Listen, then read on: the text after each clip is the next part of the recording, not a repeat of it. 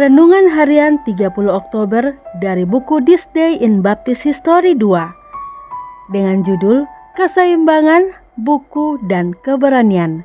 Nats yang diambil dari 1 Petrus 5 ayat 1-5. Dua tokoh dan cendekiawan yang unik dan terkemuka pernah menjabat sebagai gembala sidang dan asistennya di gereja baptis di Petty France, London, Inggris selama abad ke-17.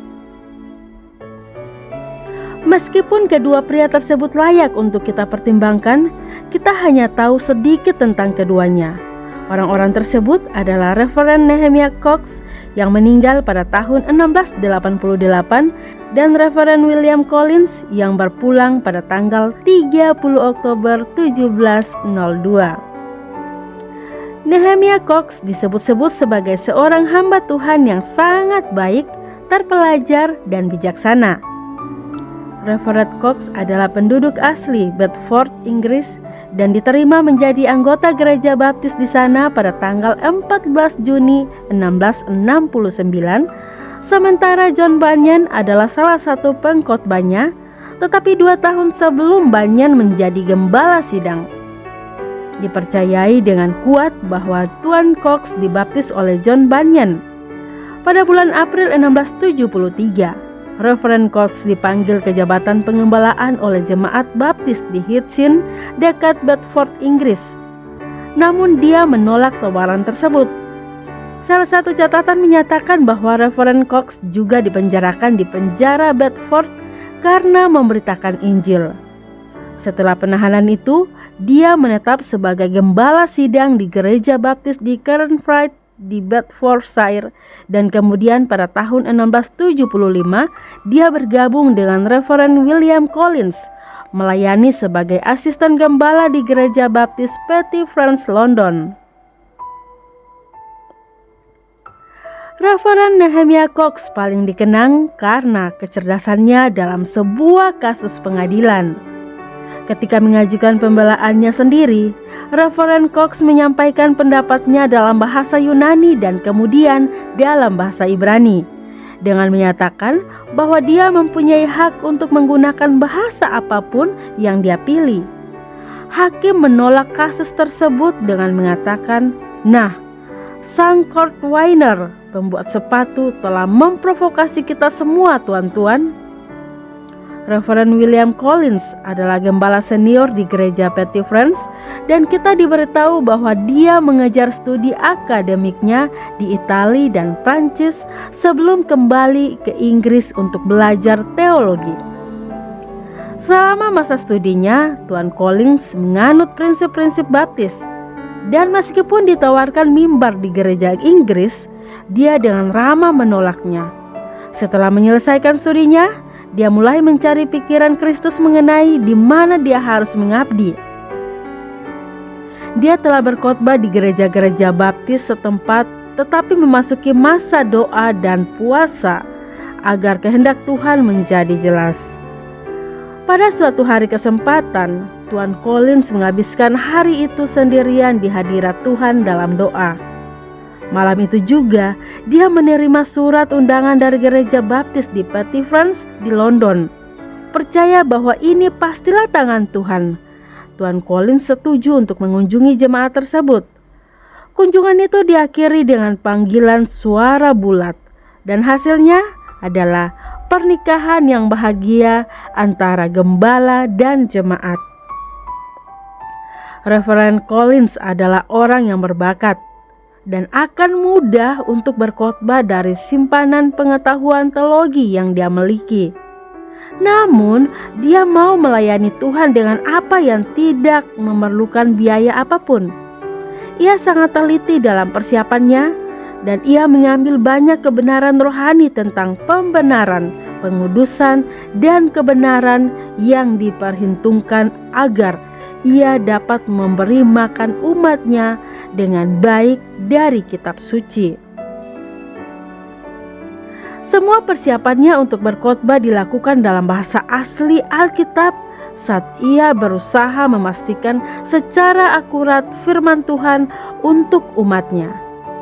Dikatakan bahwa khotbah-khotbahnya bebas dari antusiasme yang liar dan formalitas tahyul yang membosankan.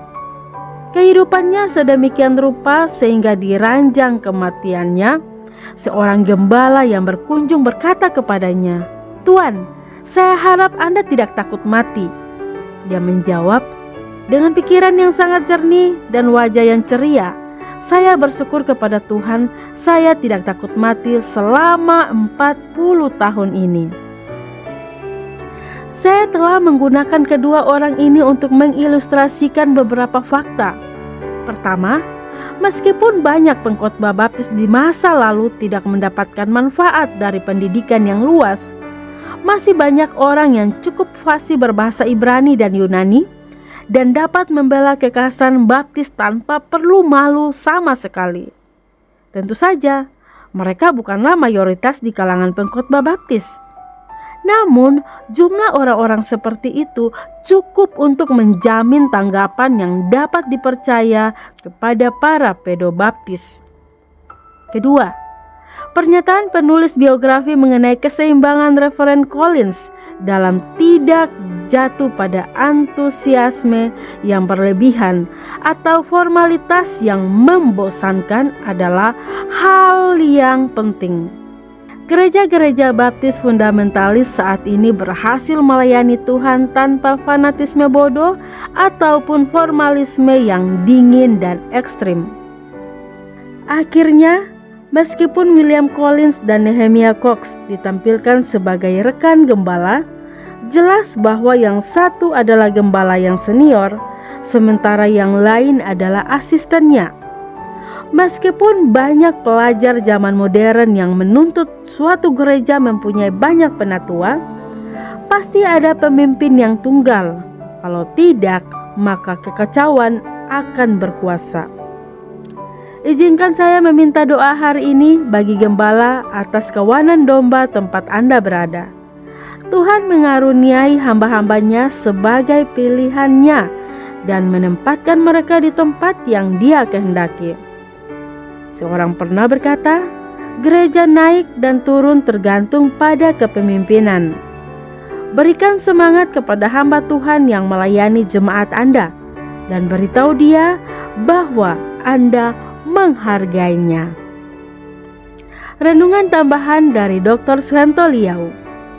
Poin pertama, musuh gereja baptis sering mencemooh sambil berkata bahwa pemimpin baptis fundamental yang memegang teguh doktrin fundamental bahwa Alkitab tidak ada salah adalah orang yang tidak terpelajar hanya karena tidak ikut percaya pada para ilmuwan evolusionis yang mengajarkan bahwa manusia adalah hasil evolusi dari makhluk strata di bawahnya. Pengkhotbah baptis fundamentalis lebih percaya pada pernyataan Alkitab bahwa alam semesta ini diciptakan hanya dalam 6 hari yang 24 jam, bukan dari hasil evolusi. Kelompok Kristen liberal, agar terlihat terpelajar, rela merendahkan diri mereka dengan mengakui nenek moyang mereka adalah simpanse Afrika. Poin kedua, dalam cerita di atas memberitahukan kita bahwa pada abad 17, pengkhotbah baptis adalah orang-orang yang sangat terpelajar. Lihatlah, Reverend Nehemiah Cox yang ditampilkan di pengadilan sengaja tidak mau memakai bahasa Inggris, melainkan memakai bahasa Yunani dan Ibrani. Betapa bukan cuma hakim yang dibuat pusing oleh terdakwa. Saya dapat bayangkan seisi ruangan pengadilan pasti dibuat bingung oleh Reverend Cox. Mereka mau mengadilinya dengan tuduhan berkhotbah tanpa izin dan pengajarannya salah. Tetapi, ayolah, lihatlah siapa lebih jago berbahasa asli Alkitab. Dalam cerita penuhnya, hakim kemudian membubarkan pengadilan sambil berkata, "Kita sudah dikalahkan oleh tukang sepatu." Memang dia menghidupi keluarganya sebagai tukang sepatu karena jemaatnya tak sanggup menghidupinya. Tetapi tanpa mereka sadari, dia bukan tukang sepatu biasa. Poin ketiga, kami adalah kelompok yang sangat menjunjung tinggi pendidikan dan mementingkan tingkat akademik. GITS, Grafa International Theological Seminary, berani melakukan debat akademik dan telah melakukannya banyak kali. Terakhir adalah kelompok yang ingin berdebat dengan kami, dan kami sudah sangat siap, namun pihak sana tidak mau berdebat tatap muka, melainkan maunya hanya lewat jurnal. Kita semua tahu bahwa jurnal tentu tidak mungkin bisa netral, dan juga bisa saja ajukan artikel yang ditulis oleh pihak lain. Jika debat tatap muka itu selain tak bisa memanipulasi, juga memerlukan kecepatan berpikir. Akhirnya tinggal satu cara mereka menyerang GITS, ialah bahwa kami tidak akreditasi karena kami memegang tidak mau diakreditasi. Mengapa? Karena kalau diakreditasi, kami akan kewalahan karena kebanjiran mahasiswa. Kami yakin untuk melayani Tuhan tidak perlu ijazah akreditasi kecuali untuk menjadi pegawai negeri. Demikian renungan hari ini 30 Oktober bersama saya Lina Dadi.